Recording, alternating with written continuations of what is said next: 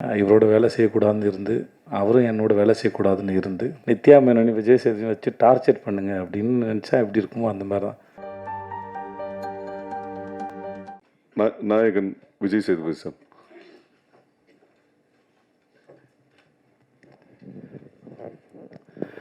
உள்ள வந்திருக்கவங்க எல்லாருக்கும் வணக்கம். எங்களுடைய இயக்குனரும் எங்களுடைய ஹீரோயின் வந்து நேராக கேள்வி பதிலுக்கு போகலான்னு சொன்னதுனால ஒரு ஃபார்மாலிட்டிக்கு வழக்கமாக உங்கள்கிட்ட பேசின ஒரு பழக்கத்தில் சரி நான் முதல்ல பேச ஆரம்பிச்சுட்டு அப்புறம் கேள்வி பதிலுக்கு போயிடலாம் தான்.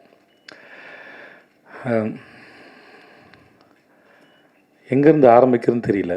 ஏன்னா இந்த படம் ஆரம்பிக்கிறதே ஒரு நிறைய சண்டை சச்சரவுகளுக்கு நடுவில் தான் இந்த படம் முதல்ல தொடங்கினது. முதல்ல அந்த இயக்குனரும் இந்த நடிகரும் ஒன்று சேர அந்த விஷயம் தொடங்கினது வந்து எங்களுக்கே எதிர்பார்க்கல. நானும் வந்து என்றைக்குமே இவரோட வேலை செய்யக்கூடாதுன்னு இருந்து, அவரும் என்னோட வேலை செய்யக்கூடாதுன்னு இருந்து, அதுக்கப்புறம் ரொம்ப சாதாரணமான ஏன்னா ரெண்டு பேருக்கும் பெருசாக தனிப்பட்ட முறையில் கோவம் எதுவும் இல்லாதனால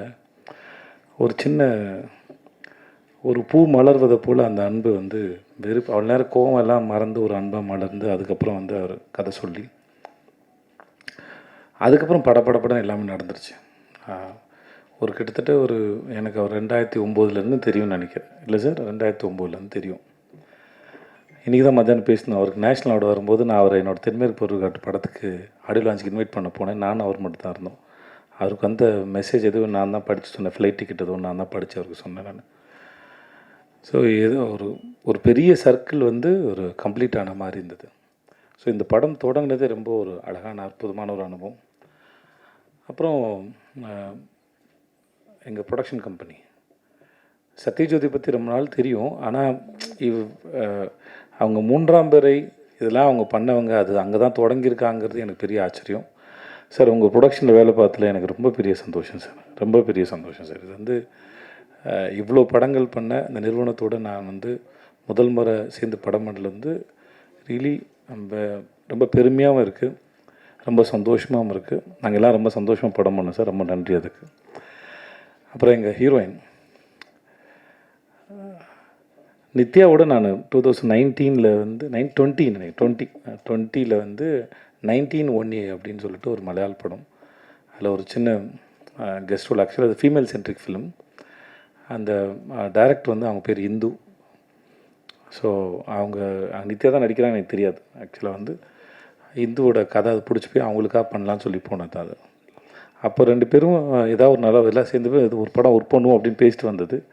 அதுக்கப்புறம் இப்படி நடக்கணும் எதிர்பார்க்கல. ஏன்னா இந்த மாதிரியான ஒரு படம் நித்யாவோட ஒர்க் பண்ண ரொம்ப நாள் ஆசை இருந்துச்சு. ஆனால் இந்த மாதிரியான ஒரு படத்தில் அவங்களோட ஒர்க் பண்ணதாக பெரிய சந்தோஷம். படம் பார்க்கும்போது அவங்க எல்லாருக்கும் தெரியும். இந்த கதாபாத்திரத்தில் நித்யாவை தவிர வேறு யாரையும் இமேஜினே பண்ண முடியாது. எனக்கு தெரிஞ்சிருக்கு அவங்க பண்ண எல்லா படத்துலையும் அப்படி தான் நினைக்கிறேன். நித்யா ஒரு படம் நடித்தாங்கன்னா அதுக்கப்புறம் அந்த இடத்துல வேற ஒருத்தரை வச்சு பார்க்கவே முடியாது. அதுதான் நித்யா. ஏன்னா அது சும்மா வந்தோம், இது சீனு, இது டயலாகு, ஓகே இது கோரியோகிராஃபி, இதை நடிப்போம் அப்படின்லாம் இல்லை. அதை முழுமையாக புரிஞ்சுக்கிட்டு அது என்ன பண்ணலாமோ, இன்னும் எப்படிலாம் பண்ணலாமோ, டைரக்டருக்கு என்னெல்லாம் தேவையோ அது எல்லாத்தையும் சரியாக புரிஞ்சுட்டு அதை சரியாக பண்ணிடணும் மெனக்கிடக்கூடிய ரொம்ப அற்புதமான ஒரு ஆர்டிஸ்ட்டு. நான் நித்யாவோட ஒர்க் பண்ணது ரொம்ப பெரிய சந்தோஷம். தேங்க்ஸ் நித்யா, இந்த படத்தில் நீங்கள் வந்து ரொம்ப நன்றி. பாண்டா சார் பற்றி சொல்லிட்டேன், சண்டே பற்றி தான் சொன்னேன். ஆனால் நிறைய பேரோட ஒர்க் பண்ணியிருக்கோம். ஆனால் அது ஒரு பிரயாணம் மாதிரி வச்சுக்கோங்களேன். நம்ம ரொம்ப தூரம் பிரயாணம் போயிட்டே இருப்போம். அந்த பிரயாணம் செய்யப்பட்டு ஒரு 500 கிலோமீட்டர் பிரயாணம் பண்ணுறோன்னா ஒவ்வொரு கிலோமீட்டரும் மனசில் தங்காது. ஆனால் அது ஒரு 5-6 இடங்கள் எங்கேயாவது இளைப்பாறை இருப்போம், ஏதாவது இடத்த உட்காந்து ரசிச்சிருப்போம், எங்கேயாவது சாப்பிட்ருப்போம், எங்கேயும் சும்மா வெறும்னே இருந்திருக்கும். சில இடத்துல மேகங்கள் அழகாக இருக்க ரசிச்சிருப்போம், படங்கள் எடுத்திருப்போம். அந்த ஞாபகங்கள் மட்டும் வந்து அந்த பிரயாணத்தினுடைய மெமரிஸ்.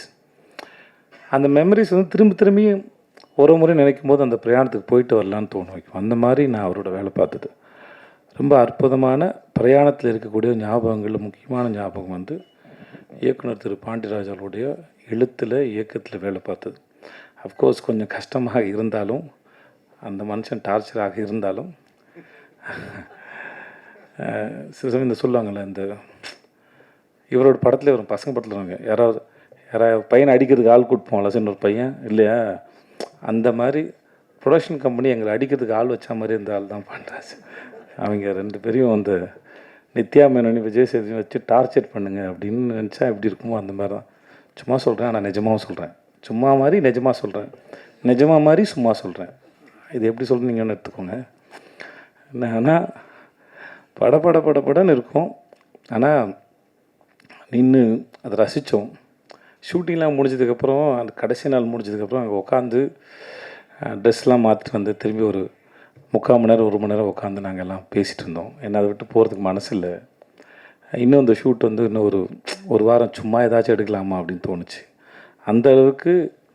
ஏன்னா அது ஒரு பெரிய குடும்பமாக இருந்தது.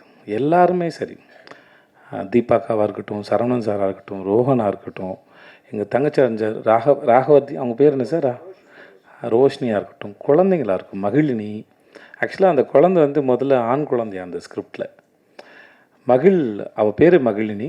மகிழ் வந்ததுக்கப்புறம் அதோட அவளோட சரியான சாய்ஸ்னு சொல்லி இந்த படத்தில் எங்களை ஆசீர்வதிக்க வந்த தெய்வம்னா அது மகிழினி தான் நினைக்கிறேன். இவர் பேப்பரில் எழுதுனதை எப்படா இவர் வாட்டுக்கு எழுதி வச்சுருக்காரு, இவங்க சண்டை போட்டுட்ருக்காங்க, குழந்தை தூங்குது, திடீர்னு குழந்தை முழிக்குது, திடீர்னு குழந்தை பேசுது, அப்படிலாம் ஒருத்தர் எழுதும்போது நம்மளாம் நடிச்சிருவோம். ஒரு வயசு குழந்தை இதெல்லாம் பண்ணுன்னா எப்படி தான் இதை எக்ஸிக்யூட் பண்ண போகிறாங்கன்னு எனக்கு பெரிய ஆச்சரியமாக இருந்தது. கேட்டேன், சார் இதெல்லாம் நடக்குமா சார், எழுதி வச்சுருக்கீங்களா? எல்லாம் நடக்கும் சார், வாங்க சார் அப்படின்னு. ஏன்னா நான் பசங்க பண்ணியிருக்கேன், பசங்க 2 பண்ணியிருக்கேன், எனக்கு தெரியும்ண்ணா. நான் ஏதோ பேசுகிறாரு இப்போ, ஓகே அதெல்லாம் கொஞ்சம் வளர்ந்த குழந்தைங்க. இந்த குழந்தை எப்படி, எனக்கு பசங்க ஒன்றுலேயே ஒரு குழந்தை வந்து வீட்டுக்குள்ளே ஓடிக்கிட்டே இருக்கும்ல, நான் அந்த ஷாட் ரொம்ப ரசித்தேன். அந்த ஒரு குழந்தை வந்து அந்த கதையோ அந்த காட்சியோ வந்து ரொம்ப நிஜமானதாக உயிருள்ளதாக மாற்று. அந்த குழந்தை எதுலேயும் பார்ட்டிசிபேட் பண்ணாலும் பரவாயில்ல, அது சுற்றிக்கிட்டு இருக்கும்போதே வந்து அது ரொம்ப உயிருள்ளதாக மாறுது. அந்த மாதிரி மகிழ் அப்புறம் முத்துமணி மாலை 2 பேர் இருக்காங்க. முத்துமணி மாலை கூட கொஞ்சம் வளர்ந்த குழந்தை தான் அது. ஆனால் மகிழ் வந்து ரொம்ப குட்டி பாப்பா. ஆனால் இந்த கதையில் ஒரு டைரக்டர் என்னெல்லாம் எதிர்பார்த்தாதோ அது அத்தனையும் ரொம்ப அழகாக பண்ணால், ஒரு ஸ்டேஜில் எங்களை புரிஞ்சுக்கிட்டா, ஓகே இந்த ஷார்ட் எடுக்கிற நேரம் மட்டும்தான் இவங்க கூட இருக்கணும் இல்லையா, மற்ற நேரம் நான் எங்கள் அப்பா கூட இருந்துக்கலான்னு. பட் அந்த குழந்தை வந்து நித்யாவோடையும் தீபா கூட ரொம்ப பெட்டாக இருந்தது. என்னை பார்த்து கொஞ்சம் பயப்படும். பட் மகிழ் வந்து இந்த படத்துக்கு வந்து எங்களுக்கு வந்து எங்களையும் எங்கள் தயாரிப்பாளரையும் படம் பார்க்க போகிறவங்க எல்லாரையும் கண்டிப்பாக மகிழ்விக்கக்கூடிய அவள் வர சீன்லாம் வந்து உங்கள் எல்லோரும் ரொம்ப பிடிக்கும். அது அவ்வளோ உயிரோட்டமாக இருக்குன்னு நம்புகிறேன். அப்புறம் தனித்தனியாக பாராட்டினா இல்லை சொல்லணுன்னா, எங்கள் டீமில் வந்து அவ்வளோ பெரிய ஆக்டர்ஸ் இருக்காங்க. செம்மன் வினோத் சார், அப்புறம் அவங்க ஒய்ஃபாக நடித்தாங்க சார், அவங்க பேர் ஜானகிம்மா. ஐயோ ஓகே, அவங்க இப்படி படத்தில் வந்துட்டு போகிற, இப்போ இன்ட்ரடியூஸ் பண்ண அந்த நாகப்பாம்பு வினோத் சாகர், எல்லாருமே சரி, படத்தில் இருந்த எல்லாருமே இந்த படத்தை ரொம்ப, யோகி பாபு சார், எல்லாருமே சரி இந்த படத்தை ரொம்ப பிரமாதமாக பண்ணியிருக்காங்க அவங்க வேலையை. இது நாங்கள் டப்பிங் பார்க்கும்போது ரொம்ப ரசித்தோம். படம் ஷூட் பண்ணிட்டு இருக்கும்போது நிறைய பேர் வந்து சொன்னாங்க, இது எங்களோட கதையை பார்க்குற மாதிரி இருந்தது. ஸோ படம் பார்க்குற உங்களுக்கும் அப்படி தான் இருக்கும் நாங்கள் நம்புகிறோம். ஸோ ஜூலை 25 ரிலீஸ் ஆகுது. முக்கியமாக சனா எதிர்பார்க்கல. நான் வந்து ஒரு ஆல்பமே வந்து இவ்வளோ சிறப்பாக பண்ணி தருவாருங்கிறது பழக்கமாக அவர் பண்ணுறது தான். பட் நம்ம படம்னு வரும்போதில் கொஞ்சம் எல்லாம் சரியாக அமைஞ்சுன்னு ஒரு பயம் இருக்கும். பட் சனா வந்து இந்த படத்துக்கு வந்து ரொம்ப பிரதமாக பண்ணி கொடுத்தாரு. கேமராமேன் சுகுமார், ஆர்ட் டைரக்டர் வீரசமர், எங்கள் முக்கியம் ஃபைட் மாஸ்டர் கலை. எனக்கு அந்த பையனை வந்து 2019 தெரியும். எல்லா ஃபைட்டையும் சூப்பராக பண்ணி கொடுத்தாங்க கலை. அப்புறம் பாபா பாஸ்கர். ஸோ இது ஒரு ஃபுல் பேக்ட் என்டர்டெய்னர். படம் பார்க்கும்போது கண்டிப்பாக எல்லோரும் ரொம்ப என்ஜாய் பண்ணுவீங்க அப்படின்னு நாங்கள் முழுமையாக நம்புகிறோம். ஜூலை 25 ரிலீஸ் ஆகுது. தியேட்டருக்கு வந்து பாருங்கள். ரொம்ப நன்றி. Thanks so much. நன்றி.